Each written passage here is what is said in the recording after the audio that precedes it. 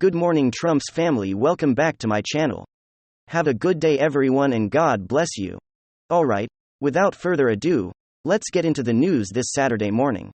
And as Nancy Pelosi is out there asking for privacy before her and her husband, Paul Pelosi, after Matt got act on them, well, things aren't adding up to their story. They're starting to contradict each other. Now, at this point, the official narrative versus the new official narrative are all contradictions. A simple releasing tape would just clarify so many distinct would put to rest all of the conspiracy stories out there, all experience the theories that are being generated right now. All Paul Pelosi or Nancy Pelosi has to do is release the tape, but the media is out there telling you if you're demanding the tape to be released, and your conspiracy theories that kind of confirms what many people are speculating, that Paul Pelosi was getting hammered, and a romp with a Black Lives Matter activist that lived in Berkeley who was an absolute degenerate. So yeah, those theories are all kind of being validated, because of their refusal to actually present evidence. So as an official narrative starts to fall apart and Nancy Pelosi is desperate for this story to go away. Now she doesn't want any more spotlight shown on this thing because it's revealing more and more things that she does not want to get out into the public. Because the public did not buy the MAGA story that they tried to sell to mainstream media, tried to sell it. Democrats tried to sell, they tried to shame you for even thinking otherwise, or in your memes absolutely broke them. We had a video where the Cole Wallace over on MSNBC was having a literal breakdown on air, because the memes that Republicans were sharing or MAGA was sharing about Paul Pelosi and his hammered state. So we got some more media contradiction today. And this is brought to us by the Gateway Pundit.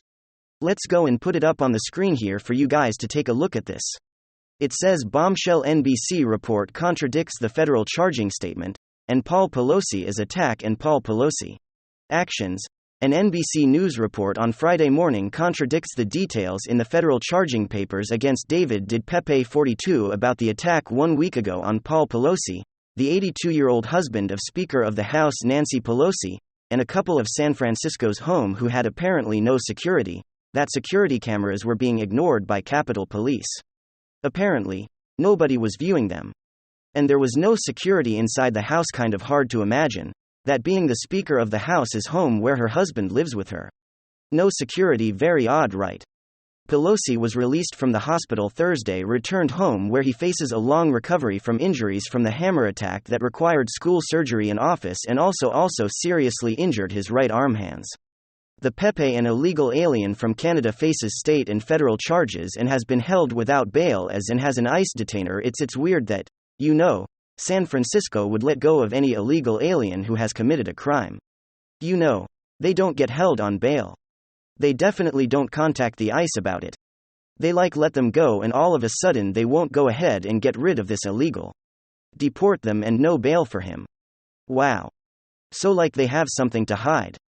Pepe reportedly confessed into breaking into the home with plans to hold Nancy Pelosi hostage and break her kneecaps. He allegedly tried to take Paul Pelosi hostage instead. When told she was not home, police report that the Pepe had to hammer zip ties and tape. Sounds for an interesting evening, right? NBC reporter Miguel Aliguer reported on today's show that the cause that accused attacker David Pepe and Paul Pelosi were alone in the Pelosi home for about 30 minutes, that Paul Pelosi answered the door and did not tell police he needed help, and tried to leave the house and did not try to leave the house but instead walked away and back into the Pepe of the Pepe tow police, who was asked, "What's going on? Everything is good." It was then that Pelosi and Pepe were seen wrestling over a hammer. Police intervene after Pelosi was struck in the head and knocked out unconscious. Algamar did not know. Those details contradict the official narrative. Incredibly, responding officers were not told that a home was Speaker Pelosi. So from NBC here says at 2:31 a.m. Police Department officer Kobe Wilds responded to the Pelosi residence, California, and knock on the front door. When the door was open, Pelosi and Pepe were both holding a hammer with one hand, and Pepe had his other hand holding onto Pelosi's forearm. Pelosi greeted and officers asked him what was going on. To Pepe responded that everything was good. Officers don't ask Pelosi and Pepe to drop the hammer. The Pepe pulled the hammer for Pelosi tan and swung the hammer, striking Pelosi in the head. Officers immediately went inside and were able to restrain the Pepe while officers were restraining him. Pelosi appeared to be unconscious on the ground. Officers removed a cell phone cash clipper cards. An unidentified Carpenter Peeps right shorts pocket to Pepe provided officers with his first name and last name. After officers asked to Pepe if he had an ID on him, Pepe said it might be his backpack on the back porch, and later stated his backpack was near to broken glass when officers removed the Pepe from Pelosi residence. Police body-worn camera footage showed a glass door and appeared to be laminated glass broken near the door handle. San Francisco Police Department were covered zip ties into Pelosi bedroom and in the hallway near the front door at a Pelosi residence. In addition, law enforcement searched a Pepe backpack at the Pelosi residence and he found among other things that roll tape, white rope, one hammer, one pair of rubber and cloth gloves and a journal.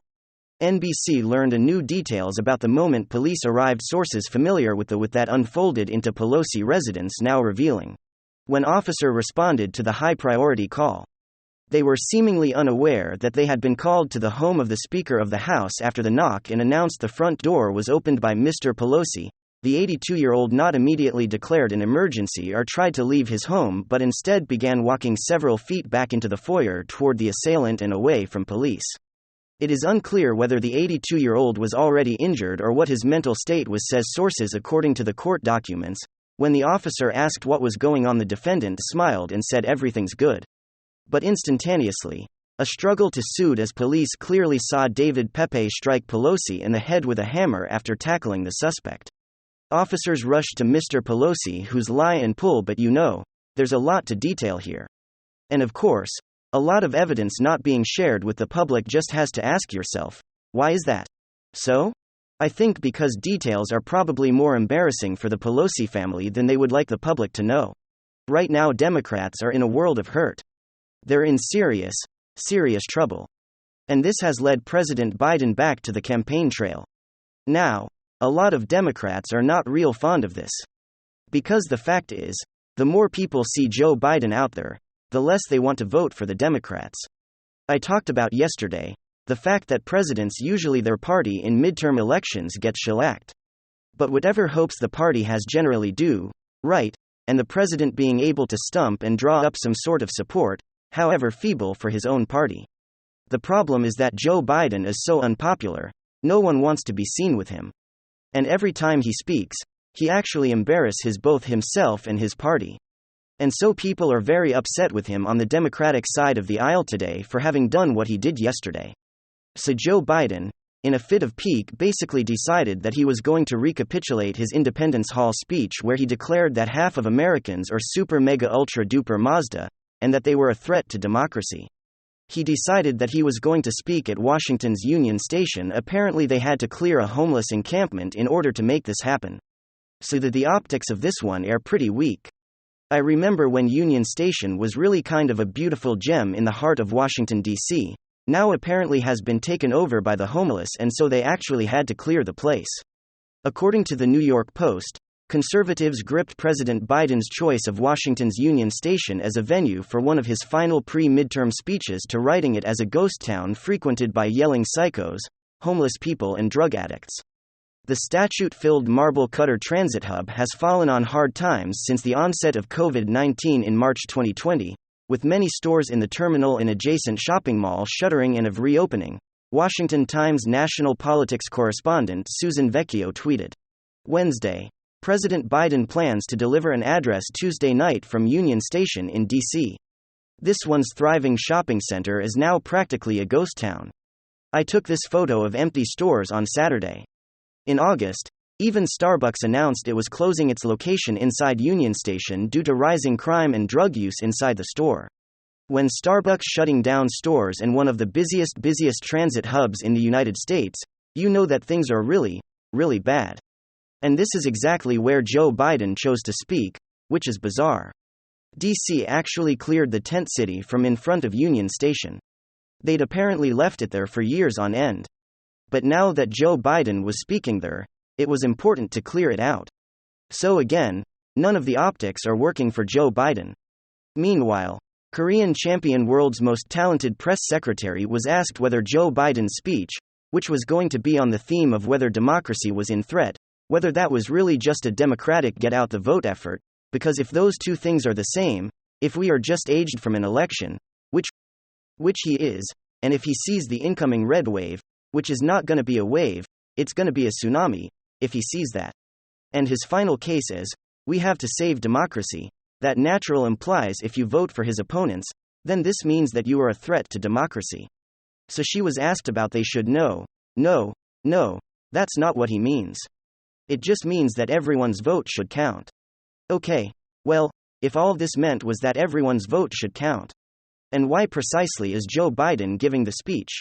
What exactly is the purpose of the speech? Obviously, it has to do with the campaign, obviously has to do with the timing of the campaign. And so the not particularly subtle message here is vote for me or democracy ends. Vote for my party or democracy is a threat. Grinch, I'm here tonight, all of that in the least convincing fashion. American people should have their right to vote for whomever they want. The voting is a sacred right. It is something that the president wants to protect at every turn. And he has done that. He's taken actions to protect the right to vote. And you see, Democrats in Congress also doing the work to protect the right to vote. Okay, so she's overtly denying that this is about getting the Democratic votes out there or getting people to vote for Democrats. Which makes the timing super duper weird. Also, when you hear Korean Jumpier out there stumping for the idea that elections denial is tantamount to treason, it is important to remember that Korean Trump here is an election denier. It is amazing that nobody in the press room aside from Peter Doocy is going to ever ask her this question, but happens to be a fact. April 2, 2020. Quote, reminder, Brian Kemp stole the gubernatorial election from Georgians and Stacey Abrams. That was like 2 years ago. And can we stop pretending now that elections denial is a phenomenon on only one side of the political aisle? But that, of course, is the predicate for everything that Joe Biden was intending on doing. And in the run-up to Joe Biden's speech, the Department of Homeland Security Secretary Alejandro Mayorkas was trotted out on national TV to talk about political violence and how it was largely being driven by Republican political rhetoric. Homeland Security Secretary Alejandro Mayorkas spoke exclusively with AVCS Pierre Dames about the current threat environment. How toxic is this moment? And how concerned are you? There are a number of forces that are fueling a violent extremism, ideologies of hate, false narratives, anti-government sentiment, personal grievances. Okay, you may have noticed that when it comes to political violence, this is not one side of the political aisle. Brett Kavanaugh, his family was threatened. I know that was wildly downplayed by the media in a way that Pelosi is beating simply was not. Last night, the GOP New Hampshire Senator hopeful Don Bulldog, who as I mentioned before, right now appears like he could knock out Maggie Hassan in the Senate. Apparently, according to the New York Post, he dodged a punch from a would-be assailant before stepping on stage to debate Senator Maggie Hassan. He was apparently unharmed. The individual who attempted to assault the Senate candidate was arrested according to his campaign, and he's not the only Republican candidate who has been physically attacked. During this particular race, Lee Zeldin was physically attacked on stage by a man carrying what appeared to be a sharp implement, and he fought the guy off and was uninjured, thankfully. So, again, if we're living in a climate of political violence, what you would suggest is that that's probably an all-sides problem. And perhaps one of the things you do to bring down the temperature is stop suggesting that your political opposition is literally going to end the republic if you vote for them. But Joe Biden decided to go in a different direction. So last night, he goes out and he gives this speech. Joe Biden, he does not have the energy. He is not with it anymore. His version of the speech in Independence Hall was different optically, right? He was flanked by Marines in the background, was very militaristic and almost fascistic, is very bizarre in terms of the imagery. He had a big red, like blood red background, who was very angry with shouty clenching his fists to the sky.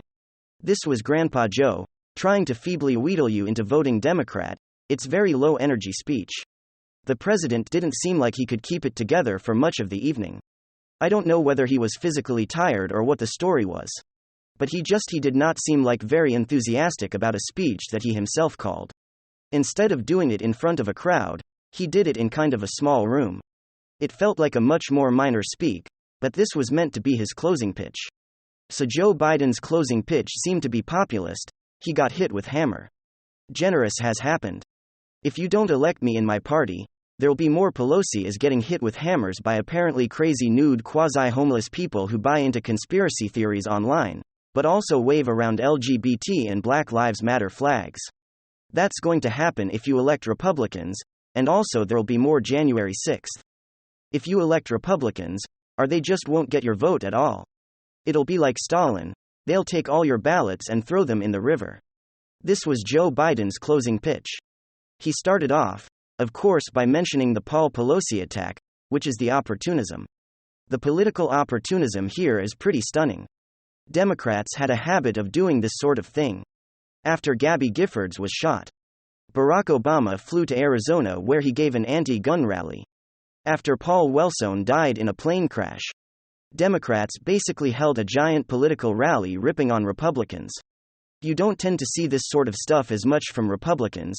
This particular kind of opportunism after Steve Scalise was shot, you didn't get Republicans en masse doing big rallies talking about how Democratic rhetoric had led to Steve Scalise getting shot. You didn't see that. It's not. It seems almost entirely located on one side of the political aisle.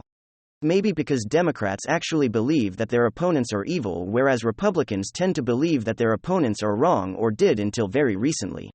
Maybe this will change in the near future, maybe because both sides now see their opponents as evil rather than wrong. You'll see more of the somebody on my side got attacked, and must be the evil people on the other side. We're blamed, more broadly speaking. Already, guys, the rest of the show is continuing. Now you're not gonna want to miss it. We're gonna get into the latest Federal Reserve interest rate hike. We will also get into Vice President Harris being Vice President Harris and the pre-criminal actions against Joe Biden begin. Let me know what you guys think in the comment section. Of course, leave a like if you enjoyed the video, and of course possibly subscribe if you're up for it. I'm gonna get back to work. I want to thank you guys for watching.